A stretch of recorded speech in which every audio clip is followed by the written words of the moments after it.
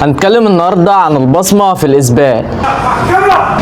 في القانون المصري البصمة ممكن تعتبر بطلة أو غير معتد بها في حالات معينة. طيب أهم الحالات دي هي إيه؟ أول حاجة انعدام الإرادة أو الإكراه، وده لو الشخص اتحط تحت ضغط أو تهديد وأجبر على التوقيع بالبصمة. تاني حاجة هو انعدام الأهلية، زي اللي بصم قاصر أو غير كامل الأهلية أو مجنون أو مرض يمنعه من الإدراك. طيب تالت حاجة وهي الجهالة أو التزوير.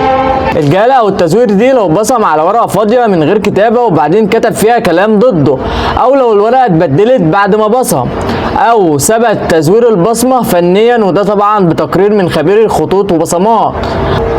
رابع حاجة عدم نسبتها لصاحبها، وهو لو التقرير الأدلة الجنائية قال إن البصمة دي مش مطابقة لصاحبها. طب خامس حاجة المحرر العرفي غير مكتوب بخط المتعاقد، وهنا القانون بيشترط في الإيصالات أو العقود إن بصمة الإبهام لازما تبقى معاه شهادة شاهدين على الأقل يعرفوا صاحب البصمة، وإلا تبقى عرضة للبطلان. الخلاصة إن البصمة مش مطلقة القوة وممكن الطعن عليها قدام المحكمة لو في أي شبه تزوير أو إكراه أو غش، فلازما تكونوا واخدين بالكم. سلام. اعمل لايك او شير عشان غيرك يستفيد.